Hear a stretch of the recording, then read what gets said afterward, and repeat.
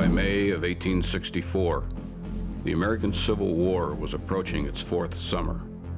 In the East, the contending armies faced each other in nearly the same lines as they had a year earlier, before the great battles at Chancellorsville and Gettysburg. The size of the two armies was also nearly the same as the previous May. It seemed little had changed since the first shots were fired in 1861, and many wondered just what had been gained from 3 years of destruction and bloodshed. Only one thing seemed clear. Neither side was resolved to quit. And as the weather warmed, the roads dried, the horses fattened on the young grass, and the armies gathered for one more campaign. While each predicted victory for its own side, all agreed on the importance of the coming fight. One way or another, this would be the beginning of the end. All quiet on the Potomac. I think every preparation should be made to meet the approaching storm which will apparently burst on Virginia. Robert E. Lee, General Commanding, Army of Northern Virginia.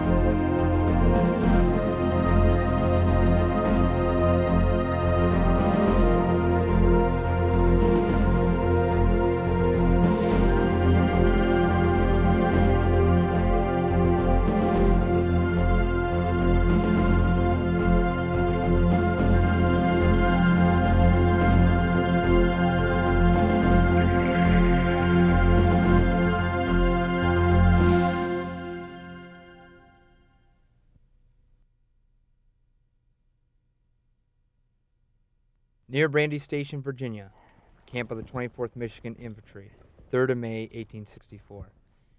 My dearest Sarah Elizabeth, all indications point to an early departure from this place and the campaign that will bring an end to the conflict.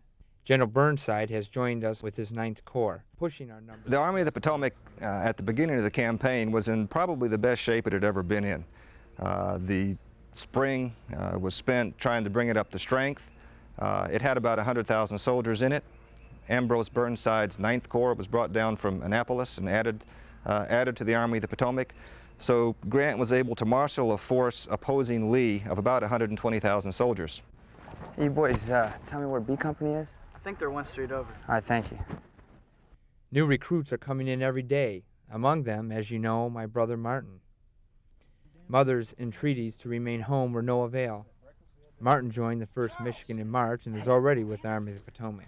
How you doing, Martin? How you doing, brother? Good. Haven't seen you. How you been? This is my buddy Andrew. How you doing? I now have a new commission from home, to look after my little brother and to see that we both return safely. Anytime you get a chance, you want to sit down, conserve your energy from marching. Yeah, you boys, I can tell you're not veterans here. You got your traps way too low. You got to hike them up here. Have somebody in the company or the regiment that's got a needle and thread. Sew them up. You want to keep up here. Look at this.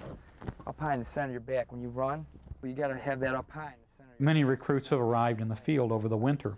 They have to be acclimated to what is it like to be a combat soldier now.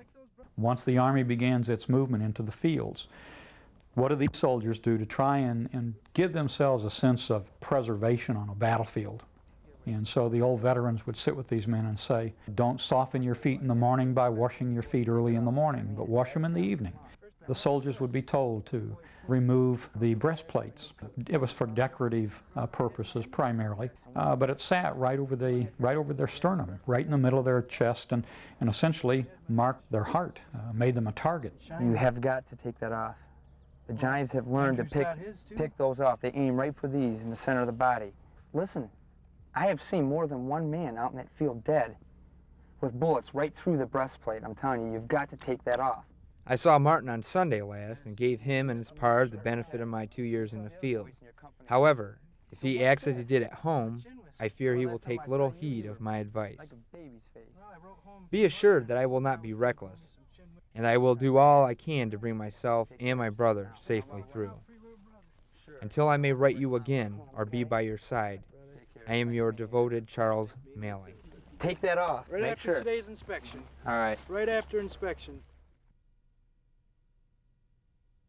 The Army of the Potomac has a new personality in the spring of 1864. General George Gordon Meade, the victor of Gettysburg, remains their commanding general. But a new entity has arrived on the scene, and that is General Ulysses Simpson Grant. Grant, who was victorious in the West, he was known for his victories at places like Vicksburg on the Mississippi and at Chattanooga, Tennessee, has now been brought to Washington. He's been promoted to be the commanding general of all federal armies. Grant was brought east to stiffen Meade's resolve. In the past, the various armies, east and west, had operated independently. There had been very little central coordination. And they would fight a battle for a day or two and then stop for several months and regroup and fight another battle.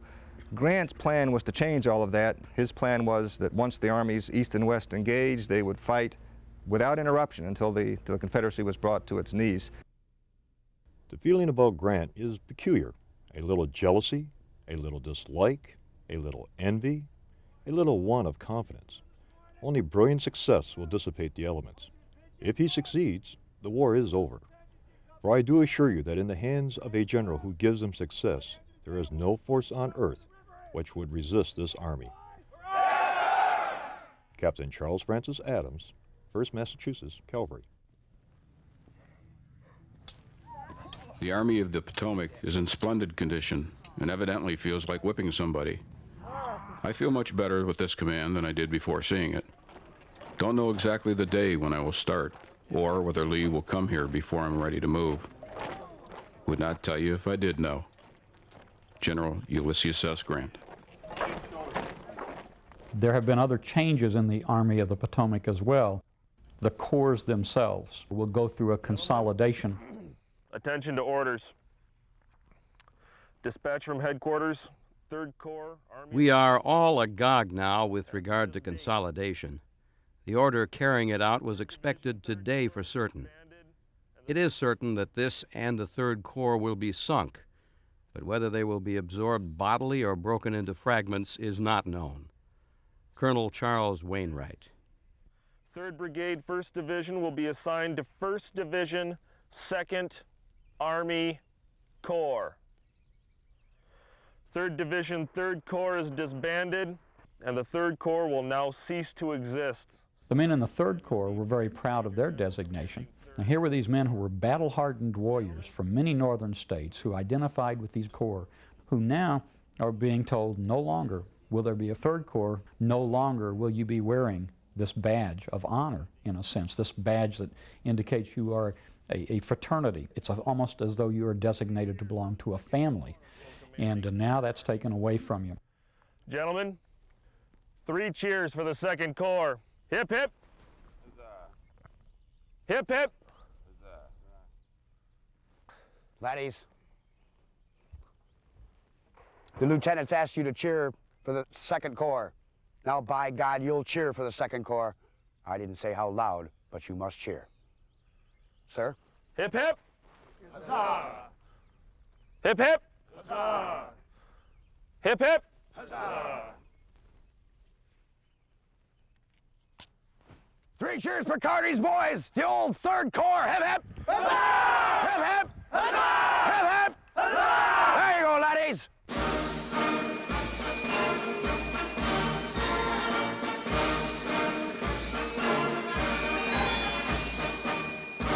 1861, there was a tremendous esprit de corps in every little town and village throughout the North and South. People supported the young men who were going off to battle. There were parades and victory speeches when the soldiers got on the trains and they embarked to go off to the battlefields. Every little town they passed through, the ladies would come out to pass them coffee and try to make their passage away from home that much easier.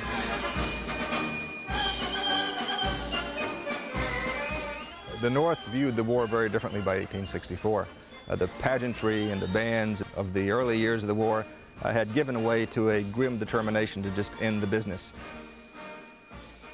As Grant's army expands, he decides to clear out the forts in the North. They're protecting Washington, D.C., which for the most part is fairly safe. And so Grant says, let's turn these men into infantrymen. The artillery pieces were taken away from them. They were given muskets, and they were marched out to join the Army of the Potomac.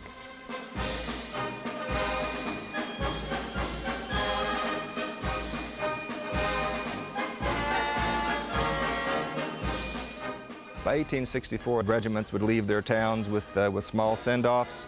The troops were much more cynical. People were tired of the war.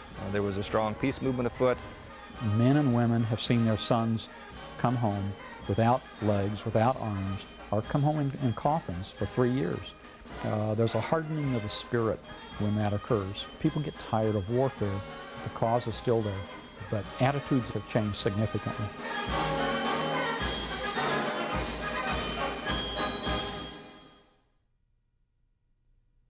It appears to be their intention to have Grant as Commander-in-Chief at Washington, or to place him at the head of the Army of the Potomac.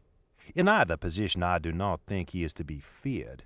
He has been much overrated, and in my opinion, he will find that General Lee is a very different man to deal with, and, if I mistake not, will shortly come to grief if he attempts to repeat the tactics in Virginia which proved so successful in Mississippi. Major Walter Taylor, Staff Officer to General Lee. The Army of Northern Virginia has rebuilt itself, especially after the Gettysburg Campaign, because of the heavy losses in the officer cadre, as well as the line officers, captains, lieutenants, right down to the non-coms. Most of the regiments have been able to rebuild themselves through recruiting efforts. Men have returned from the hospitals. New officers have stepped into the places that have been vacated by losses, battle losses, and losses to the disease. The Army numbers around 68,000 men, and is still a very viable fighting force. The Army of Northern Virginia can be considered a veteran, volunteer fighting force with a real singular purpose of keeping basically the Yankees off their homeland. The advent of spring brought intense relief to the thinly clad and poorly fed Confederates. The Army of Northern Virginia suffered so much during the preceding winter that there was general rejoicing at its close, although every man in that army knew that it meant the opening of another campaign and the coming of Grant's thoroughly equipped and stalwart corps. Brigadier General John B. Gordon, Army of Northern Virginia. Guns were burnished and rubbed up, cartridge boxes and belts polished, and brass buttons and buckles made to look bright as new. Our clothes were patched and brushed up so far as was in our power, boots and shoes greased. The tattered and torn old hats were given here and there a lick and a promise, and on the whole, I must say, we presented not a bad-looking body of soldiers. Captain Augustus Dicker, 3rd South Carolina. The Confederate High Command was a feisty bunch, and in the spring of 1864, Lee was faced with some serious command problems. The commander of his 1st Corps was General James Longstreet. This was his most experienced corps commander. During the winter of 1863-1864, Longstreet had been sent on a detached independent command. He had performed valiantly at the Battle of Chickamauga, and not so well during the following months at Knoxville. But as he came back to the Army of Northern Virginia to begin the campaign of 1864, He was coming back as Lee's premier corps commander, the man that Lee confided in, the man that Lee trusted. Now, when Longstreet's corps returned in the early spring of 1864, there's a very poignant scene as General Lee went out to meet them. And the order went down the lines of the regiments and the brigades to present arms. General Lee was deeply moved by this. He had missed the First Corps, and I think they had missed him. And now these men felt as though they were back where they belonged with General Lee and with the old Army of Northern Virginia. So in a sense, you might say that the First Corps had truly come home. The Confederate Second Corps was in the hands of Richard Stoddard Ewell. Dick Ewell, as he was called, had worked under Stonewall Jackson. As a matter of fact, had been one of the few subordinates who could work well with Stonewall Jackson. When Jackson was killed in May of 1863, Ewell was appointed as his successor. He seemed indecisive at Gettysburg. He deferred to subordinate officers, primarily to General Jubal Early. And he's shown nothing since that time to make the Army really change its mind or its attitude or its assessment of Ewell. Ambrose Powell Hill commanded the Confederate Third Corps. Powell Hill had been a superb division commander during the early stages of the war, famed for his hard fighting, for his lightning strikes. But as a corps commander, he was proving to be indecisive and lacked the spark. He was ill at Gettysburg. It undoubtedly has some effect upon him in the Battle of the Wilderness. There are questions about the leadership of the Army of Northern Virginia. Where there is not a question of leadership is with Robert E. Lee. He was such a hero to these men. They're very heart and soul, and it's difficult today to imagine a commander, a father figure, having that wonderful image which he did. Lee was still quite aggressive. The Army of Northern Virginia was still a dangerous fighting machine. In fact, near the end of April, Lee informed President Davis that if he could receive just enough sufficient supplies and armaments, he was prepared to launch another offensive. If Richmond could be held secure against attack from the east, I would propose that I draw Longstreet to me and move right against the enemy on the Rappahannock. Should God give us a crowning victory there, all their plans would be dissipated, and their troops now collecting on the waters of the Chesapeake will be recalled to the defense of Washington. General Robert E. Lee. This, of course, is typically Lee. He's always thinking in terms of attack. He's 6 foot 1 way, 3 foot taller, and he weighed 300 pounds. His coat so big that he couldn't bear the teller and won't go halfway around. As long as Lee could bring some semblance of food to these men, some rations to them, and make sure that they had ammunition, they were going to be willing to take on any northern adversary that came south of the Rappahannock or the Rapidan. And it must be now that the kingdom's coming in the year of Jubilo. Our Army increases daily. In morale and discipline, its condition is excellent. We are taking the necessary steps to put the men in fighting trim. With God's help, we will defeat the enemy's last great effort and make this the last year of serious fighting. Major Walter Taylor. And it must be now that the kingdom's coming in the year of Jubilo.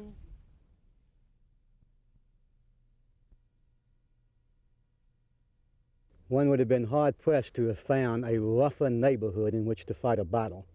It was 12 miles long, 6 miles wide. It was covered with second-growth timber, heavy underbrush. Little streams came out of nowhere and meandered somewhere. One could barely see 20 feet in front of you. It was a terrible place to try and bring on a fight. And it was right in the middle of it that Lee collided with Grant on May 5th, 1864. Both armies had had experience in that area of the wilderness. They fought the Battle of Chancellorsville there in May of '63, where Stonewall Jackson was lost. Lee's greatest victory was experienced there at Chancellorsville. And once again, the armies were on their old stomping grounds in a strange sort of way. This was an area that had been chopped down during colonial times. There had been gold mines there. The trees had been removed for the smelting operations.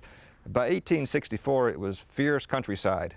It was a lot of gullies and dips. The big trees were gone. In their place was a lot of switch, chinkapin, a lot of marshes. It was terrible country for armies to maneuver in. Grant realized that it was impossible to attack Lee head-on with the Army of the Potomac because he'd have to cross the river and go directly into strong entrenchments. So he decided to take the Army of the Potomac and flank Lee, basically move across the Rapidan, drop down basically beside Lee. The idea was that that would force Lee to leave his Rapidan entrenchments and swing around to face the Federals. And at that point, Grant intended to have the Army of the Potomac charge against Lee, pin Lee in place with 2 of his Army Corps, and then come up beneath Lee with the 3rd Army Corps and destroy Lee at that point. If all failed, Lee would drop back and, of course, be caught by General Butler and by General Sigel. So it was a well-designed plan for the spring of 1864. Grant will want to move this army along with General Meade. They will want to move through the wilderness area as quickly as possible. They do not intend to fight in the wilderness. So near as I can make out, Grant will start from here with about 125,000 men. Quite as many as Grant and Meade together can take care of, and properly used ought to be sure to use up Lee. The weather continues very fine. The roads and all the country are just in the very best condition. Everyone here is in good spirits, and those at home full of expectation. Colonel Charles Wainwright. Meade's chief of staff was a general named Andrew Atkinson Humphreys, a sharp man, an engineer. He's the one who designed the Union plan of campaign. And he decided how to move the Union Army through the wilderness of Spotsylvania and out the other side and fight Lee on open ground that would be favorable to the Federals. Meade, however, was very cautious. General Meade was worried that if the Army moved too fast, its wagons would get left behind, his supply line would be vulnerable. Meade changed Humphreys' plan of campaign so that the Army would follow the same track that Humphreys wanted, but would stop in the wilderness. One can imagine Humphreys' frustration. He was a sharp military man. He realized that the wilderness of Spotsylvania was the worst place to stop the Army of the Potomac. There's no way he wanted to fight Lee there. The objection to moving by our left consisted in the character of the country south of the Rapidan. To handle large bodies of troops in battle in such a field was exceedingly difficult. Superiority in numbers on such a field would be of less value there than on any other. Andrew A. Humphreys, Chief of Staff, Army of the Potomac. The frustration that a military man had to have felt when he knew that he was right and knew that he was being told to do something that could end in disaster is clear. The initial stages of the move went well. The Federal Army started off around midnight, May 3rd and 4th, in order to get a jump on Lee. By daylight, the lead forces were crossing both at Germanna Ford and at Ellie's Ford. By the morning of May the 4th, then it was ascertained that in fact Federal troops were moving down to Germanna Ford, and Federal troops were starting to cross the river. To General Richard Ewell, commanding 2nd Army Corps. The General commanding asks I inform you that all indications are that the enemy is moving by the fords of the Rapidan, past our right. Please have your command ready to move at daylight. I am most respectfully your obedient servant, W.H. Taylor, Assistant Adjutant General. For the soldier in both Confederate and Northern Army at this time, their feeling and their attitude is one of they've had a chance to rest through the winter months. The Northern Army has to be very cocky. They're coming off of a great victory at Gettysburg the previous year. As the soldiers began to approach Ely's Ford and Germanna's Ford, they were very up-tempo. And you see, as far as you look in any direction, you see thousands and thousands of soldiers, wagons, horses, mules, artillery batteries, all these men trying to cross these pontoon bridges. Telegram from General U.S. Grant to Henry Halleck. The crossing of the Rapidan effected. 48 hours now will demonstrate whether the enemy intends giving battle this side of Richmond. Telegram from Robert E. Lee to Braxton Bragg. Enemy has struck his tents. Infantry, artillery, and cavalry are moving toward Germanna and Ely's Fords. This army in motion toward Mine Run. Central part of Virginia in 1864, by that time it was one of the most fought over areas on the North American continent. As the Union troops came across the Germanna Ford and across Ely's Ford, and they moved into these areas, they would see the desolation that war brings. Many of these men were experienced anyway. They had seen civilian families burned out of their homes. They'd seen what happened as a result of warfare in a town like Fredericksburg, the fireplaces and the chimneys that were silhouetted against the sky. Price of war, boys. They could relate to that, the burned out homes and the destroyed barns and outbuildings, the carcasses of the animals, the skeletal remains of the horses and mules. They would pass the barns that had been literally stripped for firewood, sometimes to build some type of a breastwork or a fortification. Skeletal-like figures were there for the soldiers to witness and hope that the war never touched his land and never touched his family. Their attitudes began to change very significantly, from the happy-go-lucky and telling jokes and singing songs as they marched down the roads.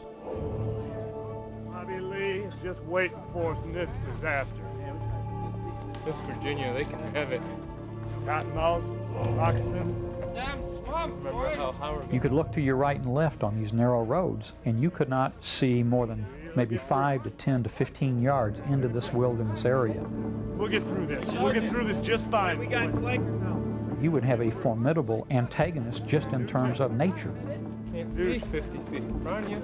The wilderness has that name for a particular reason. It is almost impenetrable underbrush and growth, and it is very difficult to maneuver and manipulate armies in the wilderness. What are we doing here? As they marched on down the Ely Ford Road, and then they were placed in camp, they camped in the old Chancellorsville battlefield.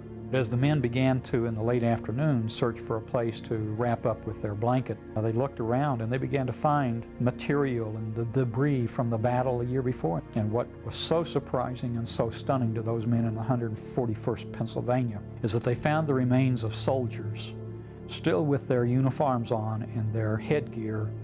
And on the headgear was the unit designation of the 141st Pennsylvania.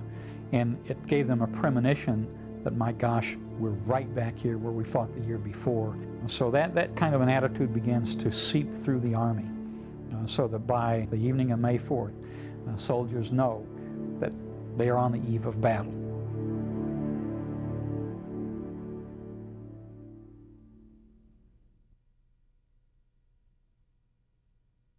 A more beautiful day never dawned on Clark's Mountain and the valley of the Rapidan than May 5th, 1864. There was not a cloud in the sky, and the broad expanse of meadowlands on the north side of the Little River, and the steep wooded hills on the other, apparelled in celestial light as the sun rose upon them. Brigadier General John B. Gordon, Army of Northern Virginia. As the armies came into camp on the night of May the 4th, especially the Army of the Potomac, companies would be selected to go out on picket duty. One of those was the 1st Michigan Infantry. They're about ready to come in the morning of the 5th. The dawn is breaking. The Federal Army is breaking camp. They're starting to move out onto the roads. They're going to continue their march to the south. See that? And yet something tells the officers of the 1st Michigan that there's movement down the road to the west. Some of Warren's pickets who were out the turnpike looked west and saw a brush of dust. They looked closer and they could see horsemen, and then they could see infantrymen coming, and it became clear that Confederates were coming in their direction along the turnpike. This information was sent back to Warren. He was very surprised. He thought Union cavalry was going to be out there patrolling the road. Warren immediately ordered his pickets out the turnpike to hold their position and find out what was going on. Warren sent word back to General Meade. Meade ordered the Union Army to stop in its tracks and ordered Warren to prepare to confront whatever Confederate force was building up on the turnpike. Meade then sent word back to Grant as to what was happening, and Grant, in a very characteristic fashion, sent an order back to Meade saying to attack the enemy. From General U.S. Grant to General George Meade, if any opportunity presents itself of pitching into a part of Lee's army, do so without giving time for disposition. Well, taking time for disposition is what the Army of the Potomac had been all about, and it began to do just what Grant feared it might do. It began to try to form itself to attack these Confederates who were coming down the turnpike. To General U.S. Grant. Until this movement of the enemy is developed, the march of the Corps must be suspended. I think the enemy is trying to delay our movement and will not give battle. But of this we shall soon see. General George Meade. What happened for the next 5 or 6 hours was extremely exasperating to Grant. He came down to the Orange Turnpike and watched as one Union division, a division under General Griffin, form near the edge of a field called Saunders Field that was to be one of the main landmarks in the battlefield. Another 5th Corps division under General Wadsworth tried to form in the woods off of Griffin's left flank. It was virtually an impossible task. The soldiers couldn't tell where they were supposed to go. Some of them guided by using compasses, like they were at sea, because they couldn't see what direction they were going. The foliage was so thick it was hard to see the sun. As all that was taking place, the Confederate 2nd Corps pulled up on the turnpike facing Griffin and formed earthworks across the western edge of the Saunders Field. Oh, worship the Lord in the beauty of holiness. Let the whole earth stand in awe of him. Warren's soldiers up there on Saunders Field right off of the turnpike did not want to charge the Confederates ahead of them because Ewell's men had dug in. They had strong earthworks. They were in a very firm position. Warren asked Meade for more time. Meade talked to Grant. Apparently Grant explained to Meade that the Army of the Potomac was made up of cowards. There were some harsh words. Grant's attitude was, drive them away, let us continue our movement, we'll move the Army through the wilderness.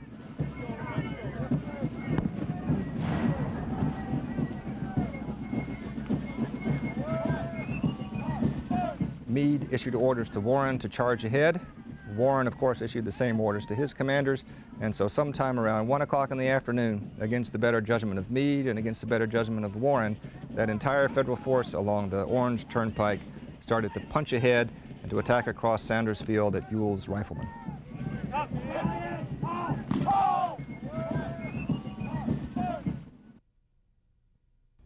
Across the field, the Confederates sat in their lines, hoping we would attack. It was noon, and the air was still.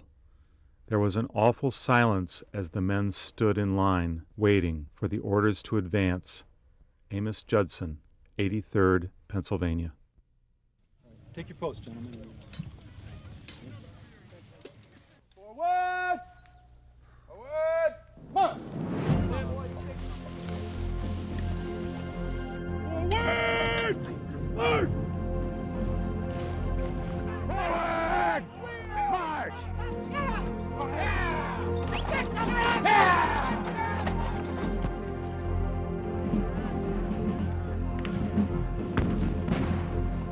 Saunders Field was the site of the first major fighting in the Battle of the Wilderness. It was a field about 500 yards across on the Orange Turnpike, and in the middle of the field was a deep swale or ditch. On the Confederate side of the field, that's where Ewell's men were forming, on the west edge of the field, was very high ground. The Confederates could put up a very strong defensive line. Oh my goodness, the earth is moving. Look at that. Here they come, boys. Yankee widows and orphans today, gentlemen. Go regular. Take it. Come on. That's the line. Nice and easy, regular. The division that Warren put across the Union side of Saunders Field was in the hands of General Griffin. Griffin was a hard-case commander. He was an old artilleryman. He loved a good fight. He was also a very practical soldier. Griffin massed his entire division across the edge of this Saunders Field. He put a brigade under Joseph Bartlett on the left side of the turnpike, facing across the field. He put a brigade under General Romaine Ayres on the northern side of the turnpike, facing the Confederates across the field, and his 3rd Brigade under Jacob Schweitzer he put in reserve behind the two. His plan was to charge straight across the field. The Union soldiers looking across that field saw a fearsome sight. The entire far rise was covered with Confederate veterans of the 2nd Corps. The Union forces were going to have to charge across that field in the teeth of that kind of Confederate fire.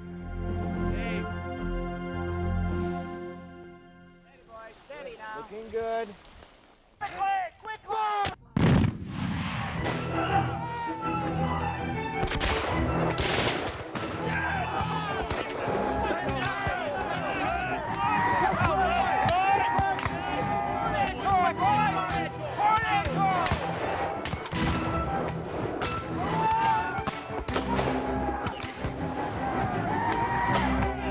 Ayers Brigade, made up primarily of regulars, and of course regulars are professional soldiers. But as those federal troops, these regulars, came up out of that gully and traversed the field, they are just massacred by volley after volley after volley from the Confederates on the western edge of Saunders Field. It was a slaughter. On the right-hand side of the road, Ayers' men were flanked just as they had predicted they would be. The Confederates fired into them. Some regiments were virtually obliterated. These veteran regiments began to melt away. Men began to turn and flee, to run from the field, to save their lives. The same story repeated itself for the other regiments in Ayers Brigade. They were the old New York Zouave regiments, the 140th and 146th New York. These men, in their bright French-styled uniforms, marched right up to the Confederates under Maryland Stewart. They were literally blown away. Line after line of bluecoats crashed through. We waited until they were within pistol distance before we opened fire. No one could stand that fire, and in a few moments the blue line swayed and fell back, only to be replaced by another and another, until fire had tried their mettle. Each line melted as did the first. Death was in every shot, and we held fast to our position. Captain Samuel Buck, 13th Virginia. Basically, the same story repeated itself down the whole Union line. On Ayers' left, Cutler's Iron Brigade, one of the major units in the Union Army, now had its right uncovered. Pushed into these woods, they suddenly found themselves face to face with a brigade of Georgians under General John Gordon. With a deafening yell, which must have been heard for miles, that glorious brigade rushed upon the advancing army, and by the shock of their furious onset, shattered into fragments all that portion of the compact Union line which confronted my troops. Brigadier General John P. Gordon. Gordon was well known in the Confederate Army. He was straight as a ramrod, spectacular speaker. General Gordon that day sat high in his horse and ordered his brigade of Georgians ahead. They took a swing a little bit off the southern edge of the turnpike and then punched forward, crashed into Cutler's men, and then as they broke into the Union line, Gordon had his men execute a spectacular maneuver. He had them actually spread out so that they were chewing their way up the interior of the Union line that was advancing toward them. Both wings were ordered forward with another piercing yell. They rushed in opposite directions upon the right and left flanks of the astounded Federals, shattering them and capturing large numbers and checking any further effort by General Grant on that portion of the field. Gordon was not a professional military man, and he often thought in very unorthodox ways, but it was a brilliant maneuver that managed to destroy that whole part of the Union line, and for the first time in its history, the Iron Brigade retreated in confusion and came pouring back across the field. On the left of the Union line were Crawford's Pennsylvania reserves. They were at a clearing called the Tuning Clearing. When the fighting started, some of the Pennsylvanians tried to come back to hook up with Wadsworth's men. They became confused and lost in the woods. One regiment, the 7th Pennsylvania, became totally lost. Suddenly they found themselves face to face with Confederates. A Confederate captain from the 61st Georgia told them that they were facing a full brigade of Confederates, if not more. There was bluffing that went on, and finally the 7th Pennsylvania Regiment surrendered to 2 companies of Georgians, and as one Confederate later mentioned, when they found out what had happened, they were the most mortified bunch of Yankees he'd ever seen in his life. Well, we got you now. The entire Union front was now in shambles, and within about an hour, by 2:30 in the afternoon, the entire Union front on the Orange Turnpike was now falling back in shambles, back toward Wilderness Tavern, back toward Meade and Grant's headquarters. Basically, the entire assault on the Turnpike was an unmitigated disaster, and it would take the 5th Corps many months to recover. Many of the 5th Corps soldiers never got over it. After the battle, General Ayers, who led those regulars and Zouave regiments across Saunders Field, was practically in a state of shock at the losses in his brigade. He was unconsolable. I had regulars, what were known as the Regular Division, before I went into battle at Gettysburg. I left half of them there. I buried the rest in the wilderness. There are no regulars left. General Roman B. Ayres.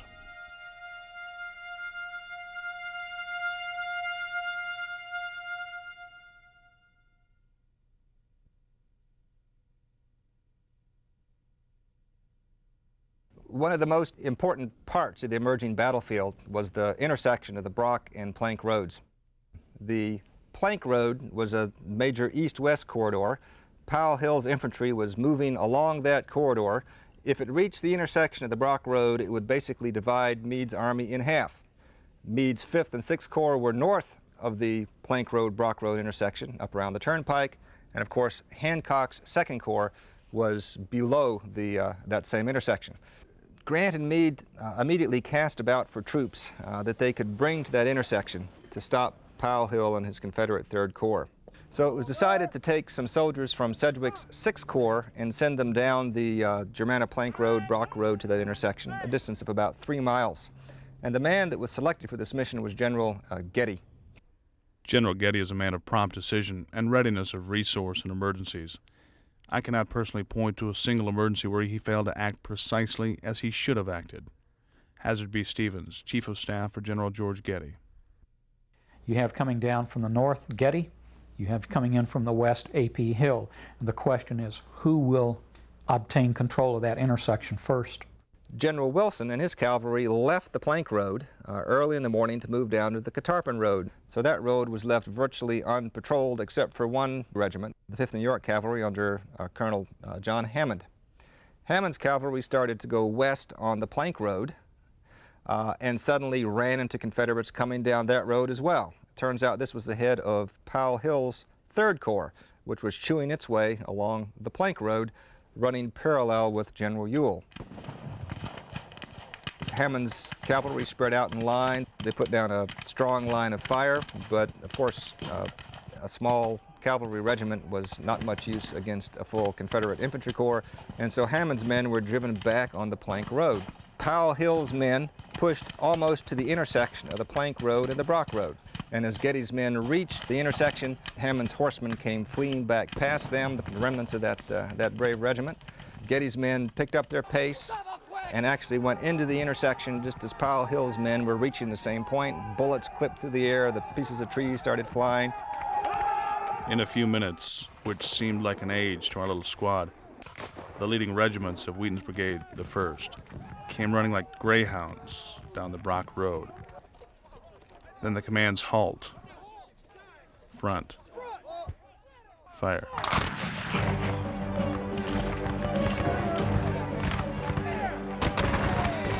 The rebels gave us a warm reception. They poured bullets into us so fast that we had to lie down to load and fire. The front line gave way and we were obliged to take their place. We were close in on them and their fire was terribly effective. We were under fire for over 3 hours and we lost 264 men, killed and wounded. Private Wilbur Fisk, 2nd Vermont Volunteers.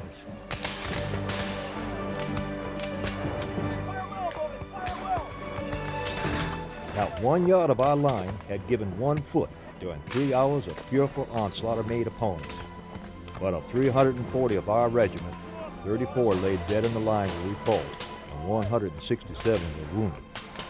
Lieutenant J.F.J. Caldwell, 1st South Carolina. The 2nd Corps under General Hancock is now starting to arrive on the field. They run into the units from Getty's division. And those 2 units begin to merge together, and A.P. Hill at the same time is feeding more of his brigades in, and we're developing battle lines all through the wilderness. The men returned the fire of the enemy until the 40 rounds of cartridges and the boxes of the slain and wounded were opened and emptied. Take 2-man detail in back. We have spare ammunition back by our cracks. We received a resupply, but they were of a caliber unsuited for our smoothbores. This is the wrong damn ammo! Go back and get 69 caliber fucking ball! Go! Sir, they brought the wrong ammo. What the hell do they expect me to fight this war with? The proper balls were brought up after a perilous delay, although even then there was no buckshot, and many of us exhibited a great feeling of discontent. Henry Blake, 11th Massachusetts. Ball. Ball? Where's the buck? Well, it doesn't matter. Help me bring these boxes of ball up.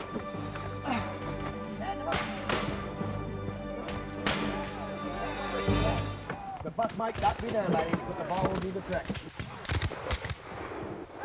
The fight raged viciously for several hours. Hancock's men came up and charged down the Orange Plank Road. Heath's men fought valiantly. There was vicious combat. It looked like this was becoming the place where the Battle of the Wilderness was going to be fought. The rattle of musketry would swell into a continuous roar as the simultaneous discharge of 10,000 guns mingled in one grand concert, and then after a few minutes be interrupted by the vigorous, manly cheers of the Northern soldiers. So different from the shrill yell of the rebels, and which indicated a repulse of the enemies.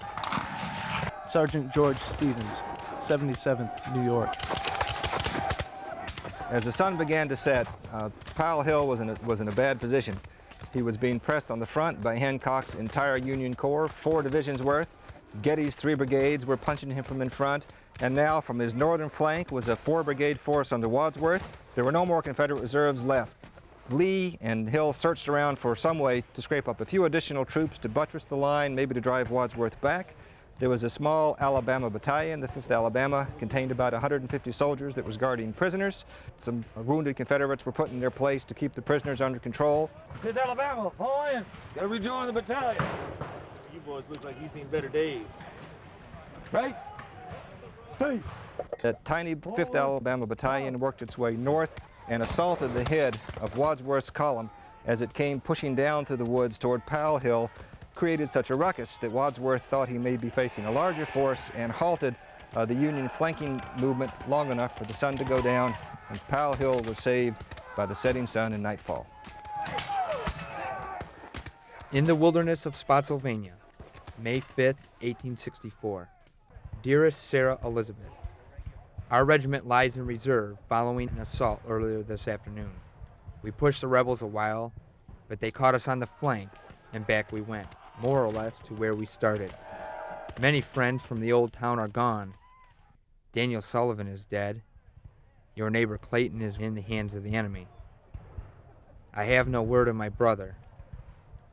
I saw his regiment pass by as we moved to the front. I will tell you, he looked as raw and green as when I first saw him. You're a veteran. Charles, is that your brother right there? Martin, brother. Take your breastplate off. Take your breastplate off. What did I tell you about? Hey, get back in line. Back in the ring. Corporal, what he says, my brother. What did I tell you about your breastplate? I am distraught with worry for Martin and wish he were home or in the same regiment where I could at least look out for him. I'm sorry this letter is so brief. Our corporal says we must move south. I don't think our generals know how few are left in these old regiments. As ever, your own Charles Maley. Grant made it clear that he considered this first day's fighting at the Wilderness simply a jockeying for position. The two armies had now found each other. They were lined up. Lee was fighting him in the Wilderness. Grant wanted to fight Lee, and he would take him on there as well as anywhere else. As the sun began to set, many of the soldiers were lost from their commands. Some of the soldiers are so exhausted that they literally lay on the ground to try to sleep. I think on the end of the first day's battle, when Heath's men spread out in the woods, they just flopped down. They not only were fought out, they were marched out. They were physically beat. For most of those soldiers, it seemed like night would never come. They slept with the muskets loaded and cradled in their arms.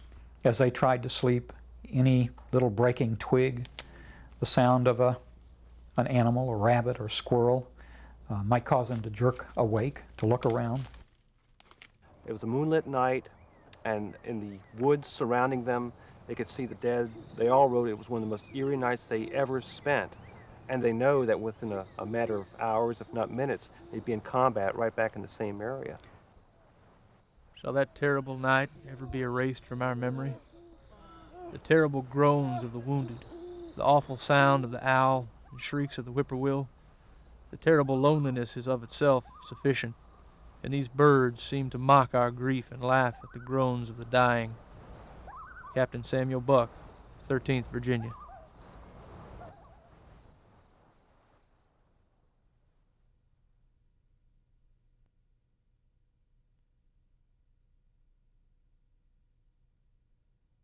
Where was Longstreet in all of this?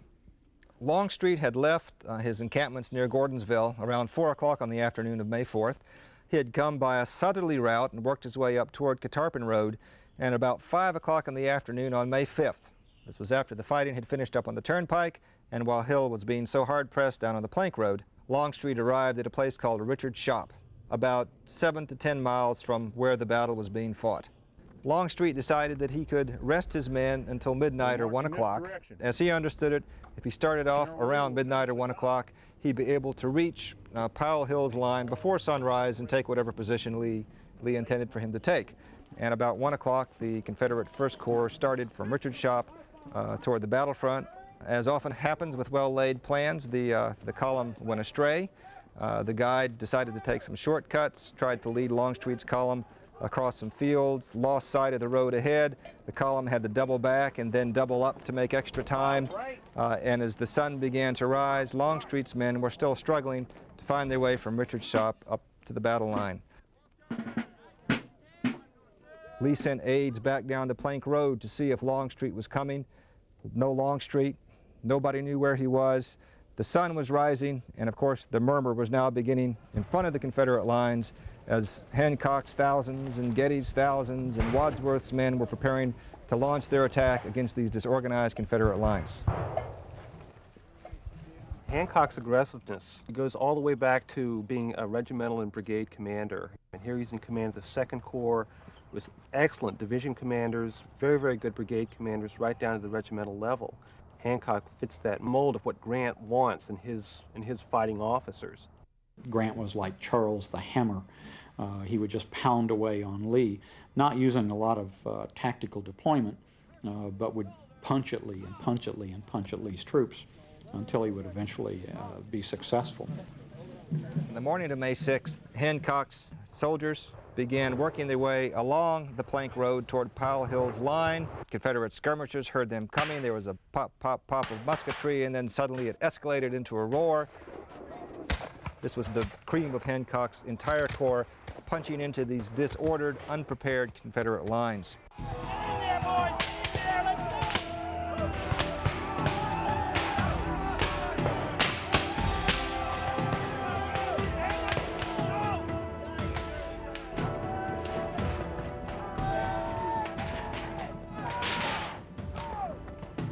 At 5 o'clock, Hancock went in very hot. We could hear the firing and the shouts. They were, I think, ahead of anything I have ever heard before, and see the dense mass of smoke which hung over the woods. We knew from these that Hancock was gaining ground. Colonel Charles Wainwright. It was an assault in mass. Hancock had in that area 6 divisions. And the Confederates fell back very quickly. They had a very thin line there to begin with. Hancock and his people just driving the Confederates in front of them.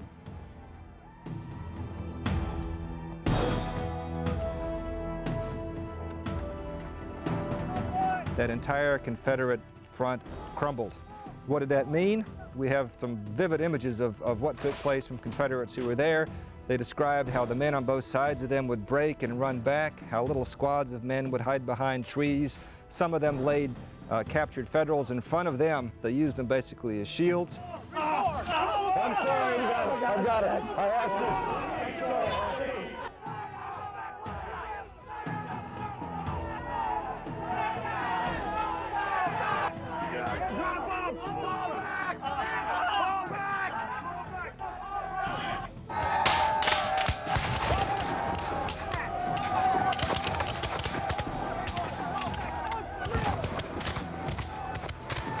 Sometimes our advance was very slow, and every inch hotly contested, and then again we progressed some distance in a short time, but all the while fighting an almost unseen enemy in the thick woods. Sergeant E.D. Tyler, 14th Connecticut Volunteers.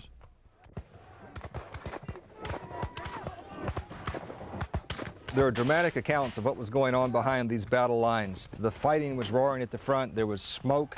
The soldiers in the line would describe that as their line would move forward, they would step over dead men from the enemy side, and then as they approached the enemy position and they'd be driven back, they'd finally come back, and then they'd be among soldiers from their own side who had been wounded.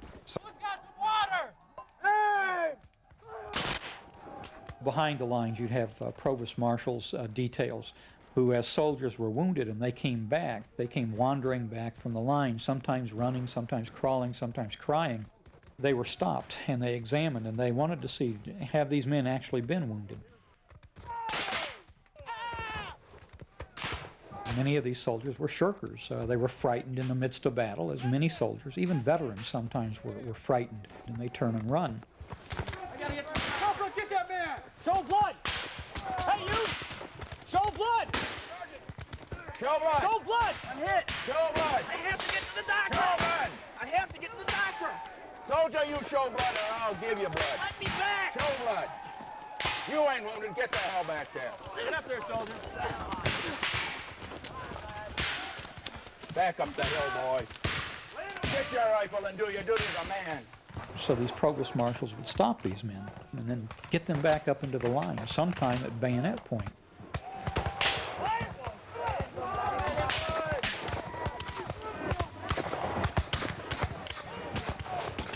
When a soldier was wounded, he was left on the field.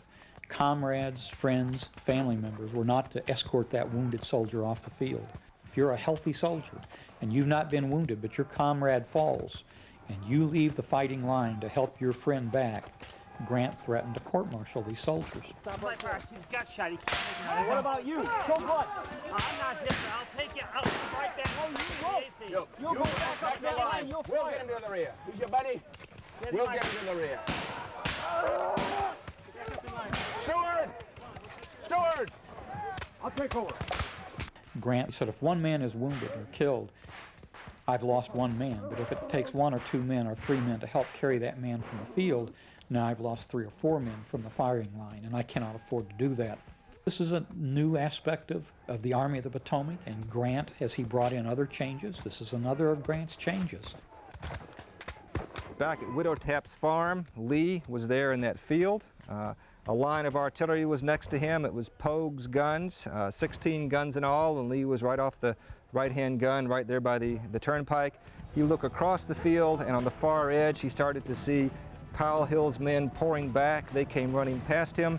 It looked like the entire command structure was gone. Lee was beside himself, and then suddenly, on the far edge of that field where the Confederates were fleeing back from, blue uniforms appeared. This was the front edge of Hancock's force, pushing there into Tapp's farm.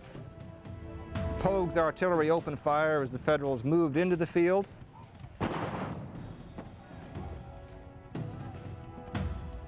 Federals were pushing in from straight ahead. Federals were pushing in from the side, and it looked, at least for the time being, that Lee would be captured and that the Third Corps would be destroyed and that the Army of Northern Virginia was on its last leg.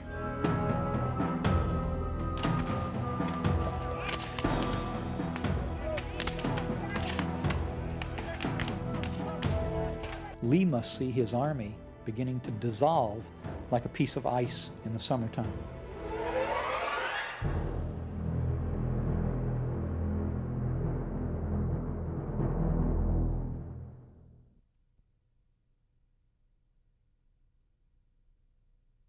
What happened next was as dramatic as anything Hollywood could have invented. As Lee sat there on his horse Traveler with bullets whizzing around him, with Pogue's guns firing across the Widow Tap field, with that blue line moving in to capture Lee, with all of the pandemonium, suddenly some more troops came into the field, and they were coming up from behind Lee, from the direction Longstreet was supposed to be coming from, coming up the Plank Road.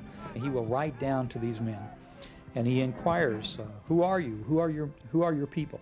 And the word came back, Texans. Texans were in the lead brigade of Longstreet's corps, and Lee realized now that Longstreet had arrived in the nick of time, within minutes of the destruction of his army.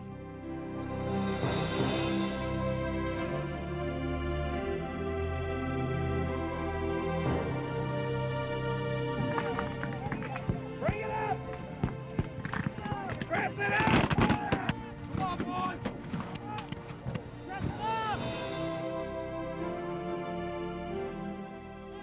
Ranks well closed and no stragglers, those splendid troops came on, regardless of the confusion on every side, pushing their steady way onward like a river in the sea of confused and troubled human waves. Evander Law.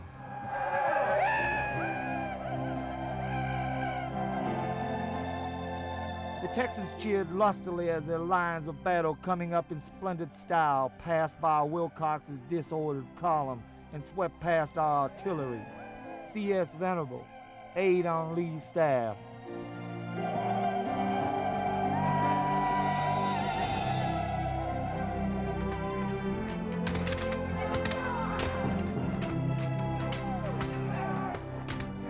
Lee took the hat off his head, waved it into the air. "Hooray for the Texans," he hollered, and it's one of the few times in recorded history that Robert E. Lee showed that level of emotion. The Texans realized that what Lee wanted to do was to ride forward with them, that he wanted to lead them into battle. And they realized what this meant, that a man on horseback going across that field was courting certain death. So the Texans stopped, and they said almost as one, Lee, go back. We won't go on unless you go to the rear. Lee got the point, agreed to go back, and went back to the rear. And then Longstreet began to form his first corps into a force that would drive the Federals back out of Tapp's Field. Longstreet's role at the Wilderness is quite splendid. You see the Longstreet of Succour Manassas all over again. Maybe late in attacking, that's open to conjecture, but when he did hit, it was with all the power of a sledgehammer, with typically Longstreet.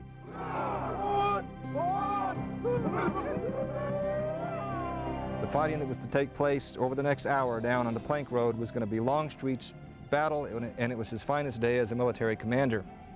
What he did was this. Field's division organized itself north of the Plank Road along by Pogue's guns. The Texans ran across the field, crashed into the head of the Union assault column, took tremendous losses. Some companies were reduced to a single man. Below the road, Kershaw was pouring his men in, his South Carolina Brigade under Colonel Hennigan. And with these hammer blows, Longstreet was able to push back at the front of that Federal line, push it back to the far edge of the Widow Tap clearing and into the fields beyond. Gregg's 800 Texans dashed directly upon them. There was a terrible crash, mingled with the wild yelling, which settled down to a steady roar of musketry. In less than 10 minutes, half of the devoted 800 were lying on the field, dead or wounded, but their hand delivered a staggering blow and broke the force of the Federal advance. Brigadier General Evander Law.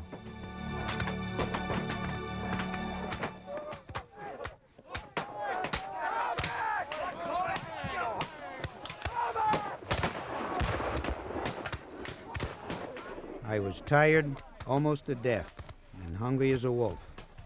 I had been fighting for Uncle Sam's Constitution to the best of my ability, and now I thought it important to pay a little attention to myself. My objective was to find a safe place in the rear. My patriotism was well nigh used up, and so was I. Private Wilbur Fisk.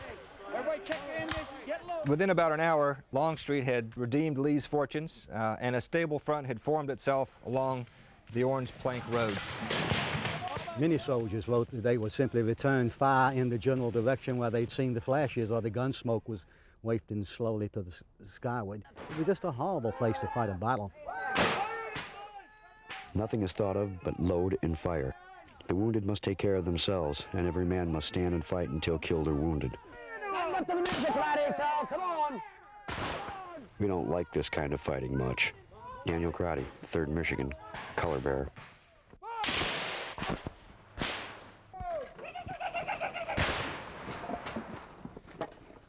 Shoot him! Shoot him! I'm still with you, John. I'm still with you.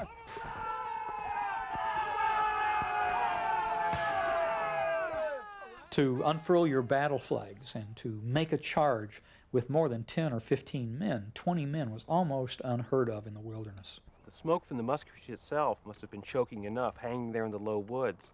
And in the volume of fire, this is mostly a musketry fight.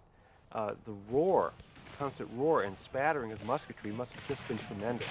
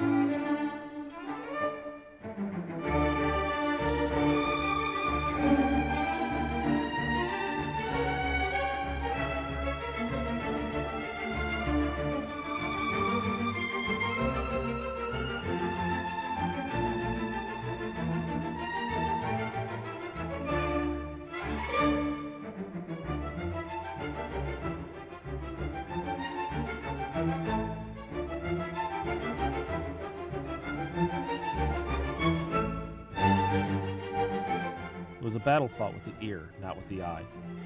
Nearly 200,000 veteran troops had struggled in a death grapple, confronted at each step with almost every obstacle which nature could bar a path, and groping their way through the tangled forest, the impenetrable gloom of which could be likened only to the shadow of death. All senses seemed to combine to make the scene one of unutterable horror. Horace Porter, Lieutenant Colonel, Grant Staff.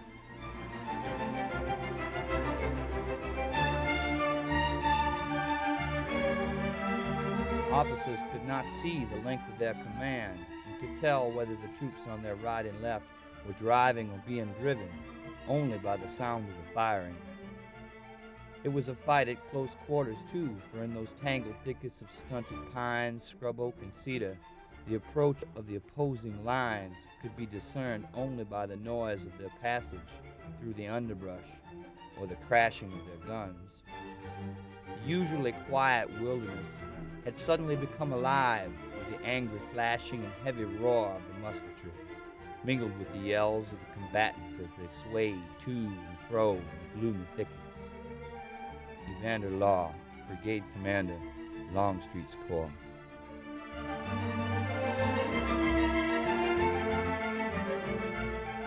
Along the whole length of the line, I doubt if a single tree could have been found that had not been pierced several times by bullets, and all are hit about breast high. Had the rebels fired a little lower, they would have annihilated the whole line. They nearly did as it was. Private Wilbur Fisk, 2nd Vermont.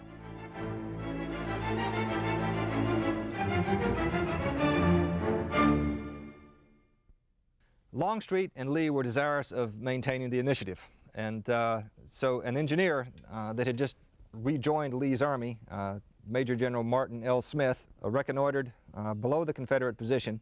There was a railway grade that ran between the two armies. It was just like a road, and it was a pathway between the two armies that neither army had yet used. Martin Smith went out that railway grade and realized that he was standing off the lower edge of the flank of the Union Army. He was just below the end of Hancock's line. Smith reported this to Longstreet. Longstreet pulled together a force to launch that attack. His aide, Moxley Sorrell, who had been a bank clerk before the war, was given responsibility for the attack. At the same time, Longstreet intended to send the rest of his corps forward on the Plank Road to hit the Union line head-on. So there'd be a Confederate force hitting the Union line head-on and a Confederate force chewing its way up the flank. The Confederates formed quietly. Hancock had no idea what was going on out there. I would dread to be the Union soldiers up there on that left flank. When that attack came, and if I hear firing on my left and I turn to see what is happening, and I see 3 brigades of Confederate soldiers coming at me, I may want to throw my musket down. I may take one shot, turn, and run. Captain! When that attack came, it would just roll up the Union lines.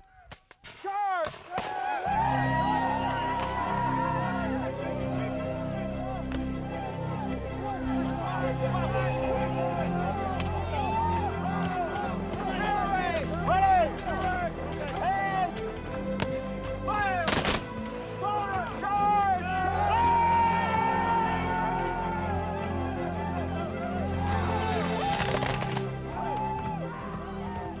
Moxley Sorrell's men came charging up a depression right into the end of the Union line and started to roll up Hancock's line.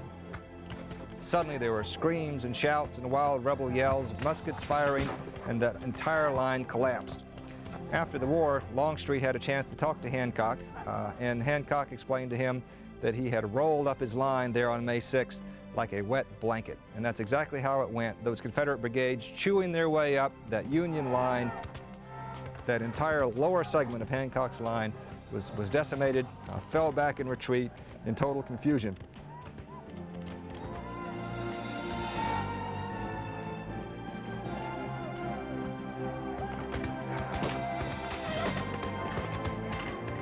The Federals fall back, fighting as they go, but also turning and running and fleeing. And the Confederates push them all the way back up to the Brock Road. General Wadsworth was north of the Plank Road, heard the shouts coming from below the road, realized that that flank was collapsing of the Union line, tried to rally his men. Wadsworth was so discouraged by the performance of his men and so discouraged that he couldn't rally them. As he was riding to the rear, he was tragically shot from his horse and killed. What a horrible place to meet your end, especially somebody who was as loyal and as promising an officer as Wadsworth was.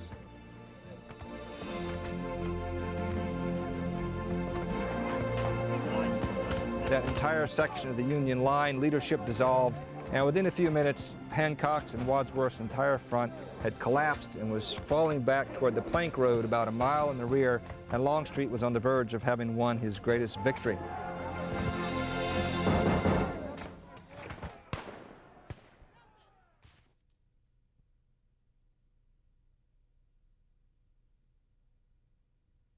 Longstreet was clearly in charge of this entire operation. He was proud of what had happened.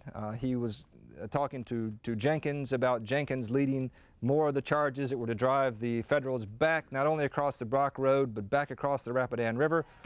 In front of Longstreet, some of the Virginians from the 12th Regiment came across the road on Sorrell's flanking maneuver, went into the woods a little bit on the north side, decided they needed to get back to where their main command was, and started to circle back around. Confederates from the 6th Virginia were coming up below the Plank Road. They saw coming toward them this headquarters cavalcade with Longstreet. Some people thought these might be Federals. The Confederates started to fire.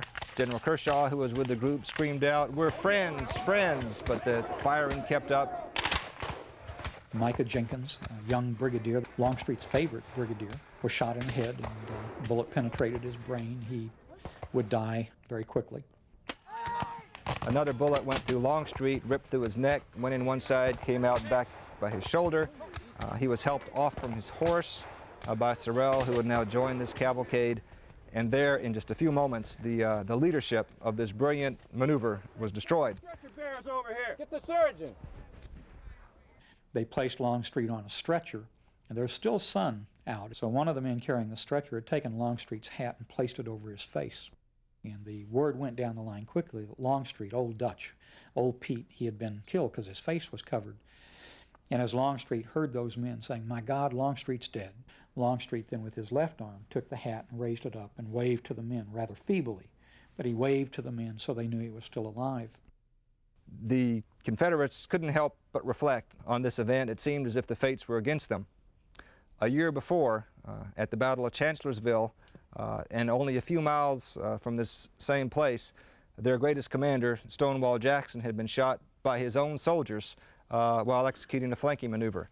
And now here, only a year later, almost the same place, Longstreet was shot by his own soldiers while executing a brilliant flanking maneuver. It looked like every time the Confederacy was near success, fate intervened, and the letters of the men home reflected that concern. Several hours would pass, and the man who finally orders the Confederates to continue the assault, and this time it's a frontal assault, is General Lee.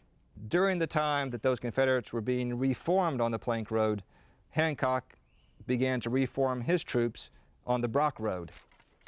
Hancock used his time wisely. His men built strong barricades along the western edge of the Brock Road so they could repel a Confederate attack. They placed their artillery strongly behind their position, and they waited to see what would happen.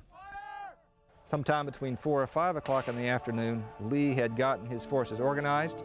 he decided that he would try one more attempt, and he ordered his men ahead.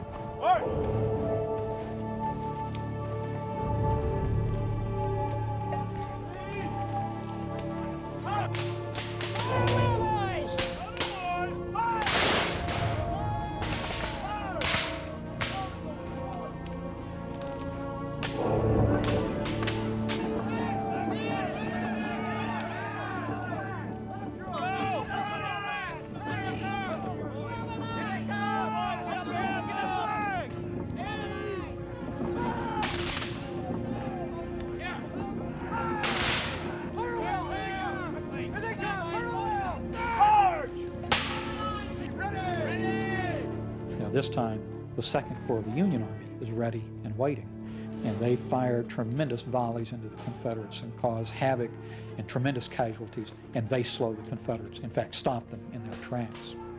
I think the attack says a lot about Robert E. Lee's generalship. He was determined to regain the initiative.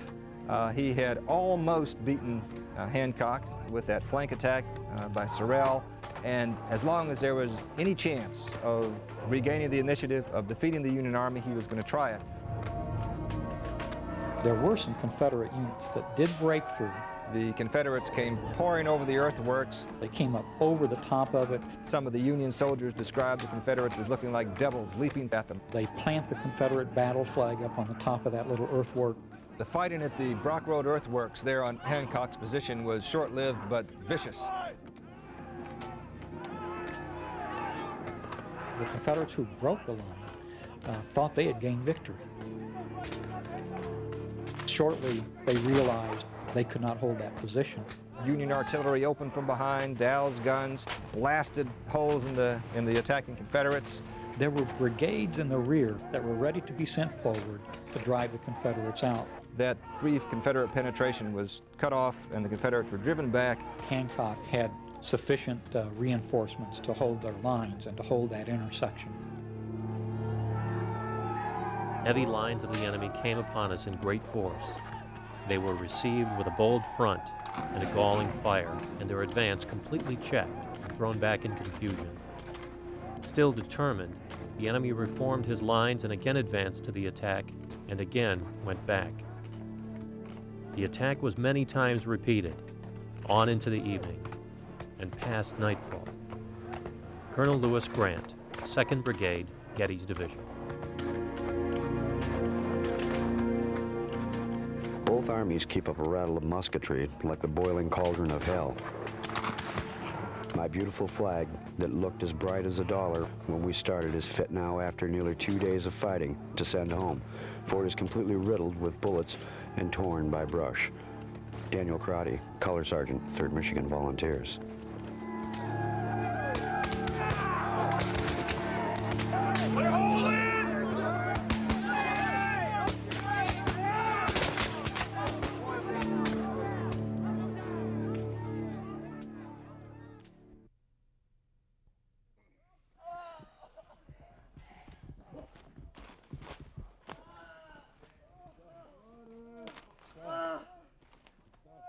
In the aftermath of this attack on the earthworks, the scene had to be almost macabre. You had Confederate soldiers on both sides of the earthworks. You had Federal soldiers on both sides of the earthworks. You have soldiers laying in all types of grotesque positions across the top of the earthworks, behind, in front of. You have soldiers lying on top of each other. Perhaps you had soldiers who had received wounds who other soldiers had fallen on top of, and they could not extricate themselves. You have men crying, moaning. Water. It had to take on a ghastly feeling.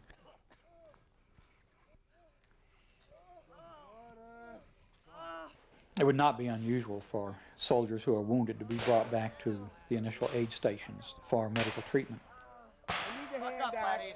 You're going to lose it. I can't do no, Doc, I need that hand. Never mind. I'm going to have to take it off. No, just take that ball. Take them out. Put them out.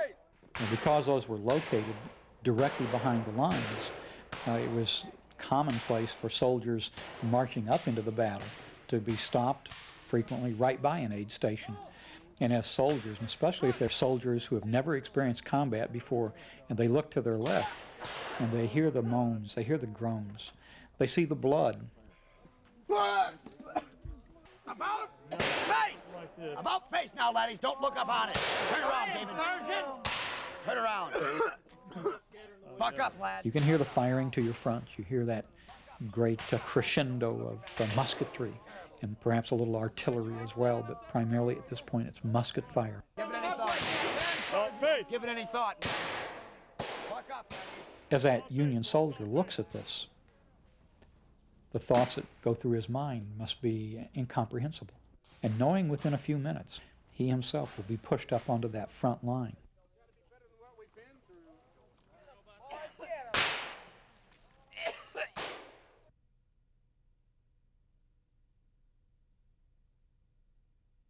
An important component of Grant's plan for May 6 was Burnside. Burnside was to take 3 divisions, move them between the 2 wings of the Confederate Army, and then drop behind Powell Hill and complete his destruction. Burnside had a reputation for being something of a sluggish general. The image of Burnside is that of a general who seems always to be surrounded by staff members and always seemed to be eating lunch somewhere while fighting was taking place. Early in the morning on May 6th, Burnside started moving from near the Rapidan River. Unfortunately, the roads were clogged with refugees from Warren's Corps and from Sedgwick's Corps. There was artillery in the way. There was some confusion as to what he should do. Finally, Burnside started moving into that gap between the 2 Confederate wings, but no sooner had he started when he decided it was time for breakfast. And so he stopped his 2 divisions, and they sat down not far from Wilderness Tavern with the battle roaring on both sides and had breakfast.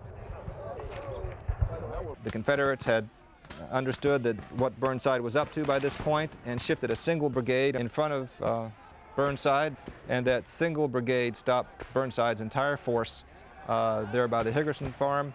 Some Confederate artillery was brought up, and for all practical purposes, Burnside was out of the battle for the rest of the day. One of the most fascinating episodes of the Battle of the Wilderness took place up on the Turnpike on May 6th. The northern end of Ewell's line was occupied by a brigade under General John B. Gordon, the same General Gordon that had done so well on May 5th in his defense of the Turnpike. Early in the morning, Gordon received reports from some of his pickets and scouts that the Union flank across from him, General Sedgwick's flank, was unprotected and that it was not anchored on a strong natural formation. In other words, it would be vulnerable to a Confederate attack. General John Gordon rode back and he reported to his commanding officer, who was Jubal Early. Jubal Early didn't do anything about it. I cannot express the frustration that John Gordon evidently had, and he talks very explicitly about this in his memoirs. What he wanted to do was to use his brigade and perhaps another one to attack the end of the Union line and roll it up from the north, sort of a mirror image of what Sorrell was to do later that day to Hancock on the southern flank. Gordon's account, written years later, claimed that Lee himself came up to this sector sometime late in the afternoon and asked why nothing had been done. When he heard what Gordon wanted to do, he turned to Gordon and said, "Go ahead and do it," basically overruling Gordon's superiors. But what is known for certain is that around 5 o'clock, Gordon's argument was accepted, and Ewell formed his corps to launch a major flanking attack against Sedgwick.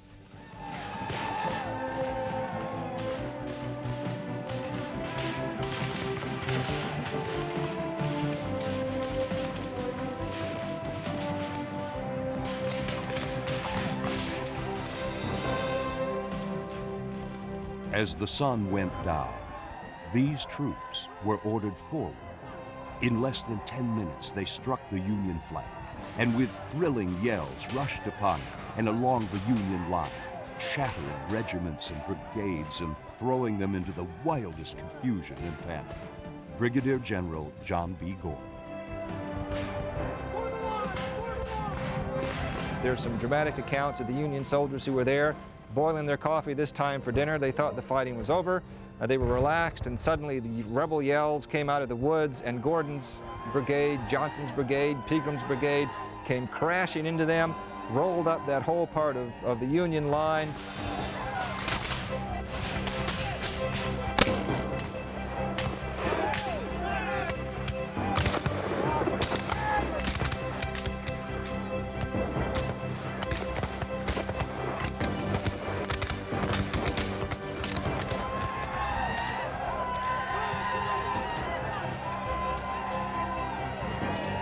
Every attempt to form a line of resistance was overrun by swiftly moving Confederates, pouring a consuming fire into their half-formed ranks and shivering one command after another in quick succession. The men were literally reveling in the chase and declared to me that it was the finest frolic they had ever been engaged in.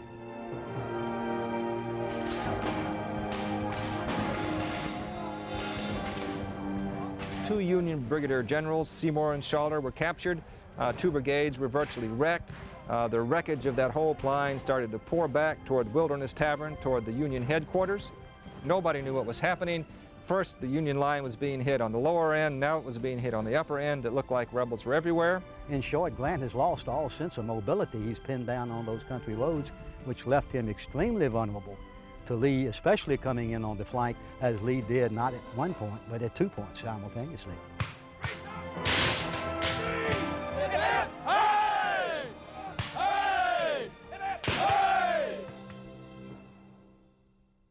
Grant retained his composure. He ordered soldiers to push up into the threatened area. Several aides were beside themselves, and he started to get advice, Grant did, from people who said, "You don't know Robert E. Lee's tactics. He's going to hit us on this flank and that flank." And finally, Grant lost his temper, and he said, "I don't want to hear this. I don't want to hear what Lee is going to do to us. You should be thinking about what you are going to do to Lee." Grant brought some measure of sanity back into the command structure. Sedgwick went back to the threatened area, acted in his usual sturdy and solid way, reorganized his troops. The day ended, night fell, the Confederate soldiers went back to where they had been, and Sedgwick was able to create a new line, stronger than his first one, and of course was from that point on very vigilant about an attack on his flank.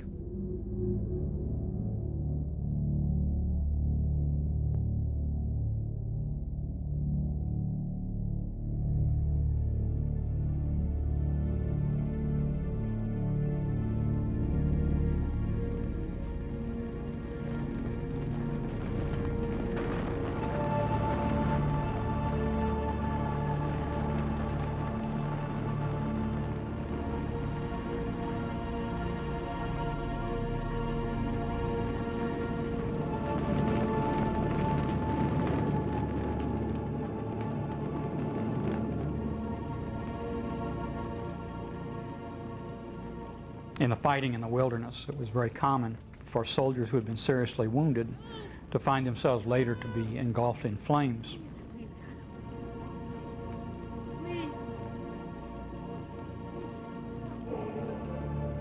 The flames started to consume the wounded men. Some of them managed to crawl into the turnpike to avoid the flames. The flames were started by the muzzle blasts from the musketry.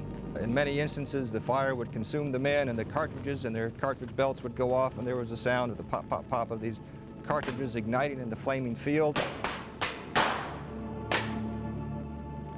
As that soldier lay there, propped up against a tree. He'd been wounded severely through the abdomen, and the mini ball had severed his spinal cord. He was paralyzed from the waist down. The flames crept closer to him, and his comrades could not get to him to rescue him. And so as he lay there, he pulled out a mini ball and he loaded his musket one last time. He placed that musket against his temple.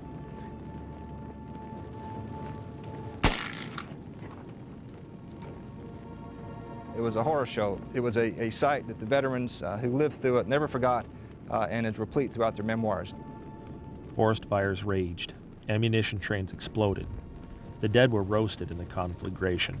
The wounded, roused by its hot breath, dragged themselves along with their torn and mangled limbs in the mad energy of despair to escape the ravages of the flames. It seemed as though Christian men had turned to fiends and hell itself had usurped the place of earth. Lieutenant Colonel Horace Porter.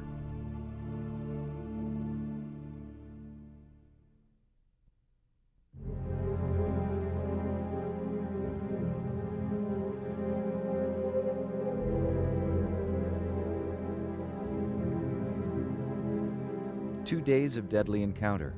Every man who could bear a musket had been put in. Hancock and Warren repulsed, Sedgwick routed, and now on the defensive behind breastworks. The cavalry drawn back, the trains seeking safety behind the Rapidan. Thousands and thousands of killed and wounded, and the air pervaded with the lurking feeling of being face to face with disaster. What is the matter with the Army of the Potomac? Colonel Theodore Lineman, aide on General Meade's staff. How much we have accomplished, I cannot tell you. You never need ask a private soldier for general information. He's the last man to get that. He sees but little of what is going on and takes a part in the stillness. Private Wilbur Fisk, May 7th, 1864. On the morning of May 7th, Grant realized that it was futile for him to continue trying to fight in the wilderness. Lee had achieved a strong line on high ground. All that Grant could see would be more futile assaults, more fighting. The soldiers, as the sun comes up, they would look around, and what they would see is 2 days of utter destruction and desolation.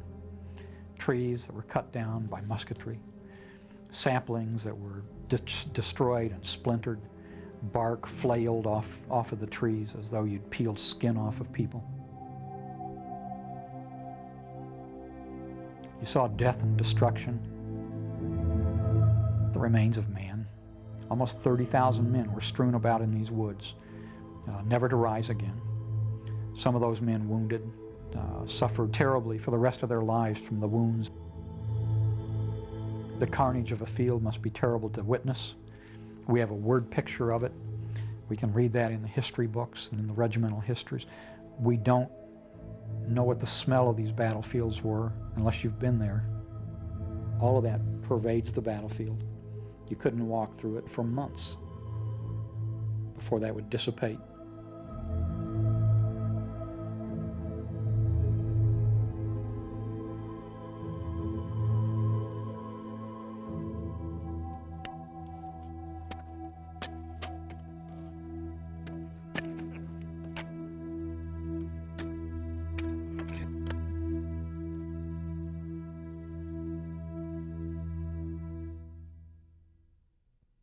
On May 7th, the orders went out to Grant's army to break off the lines. They were going to pull the Union Army out, corps by corps. One of the most dramatic moments in the Civil War comes at nightfall. When the Union Army pulls out, it's relinquishing the field. And Grant starts marching, and they come to a fork in the road, and the Union veterans know if they take the left one, they're going north and retreat again. If they took the right one, they would go south. I think most of the soldiers fully expected the column to turn left. Instead, with this little slump officer named Grant in the lead, the column turned right. And a number of soldiers wrote that a sigh of relief kind of went through the ranks.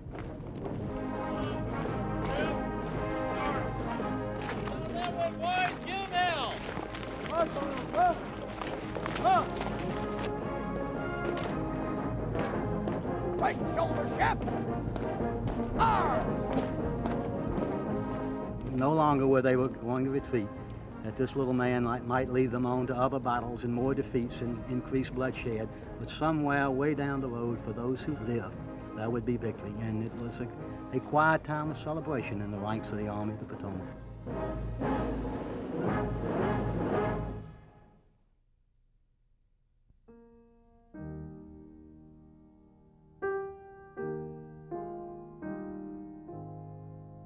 One can only conjecture, but surely Lee must have seen the inevitability of the course the war was now taking. The Battle of the Wilderness was a staggering defeat for the North, but it really marks the beginning of the end for the Army of Northern Virginia, because Grant never let up thereafter. And this was a new kind of war of attrition, total war, unending, unbending war. It was the very kind of war Robert E. Lee couldn't win. And I don't think Lee ever really understood it well. Once asked after the war who was the greatest general under whom he fought, Lee said McClellan by all odds, because Lee was looking back to the old days when war was fought as a chess game. With Grant, he finds himself playing checkers, and there's quite a bit of difference.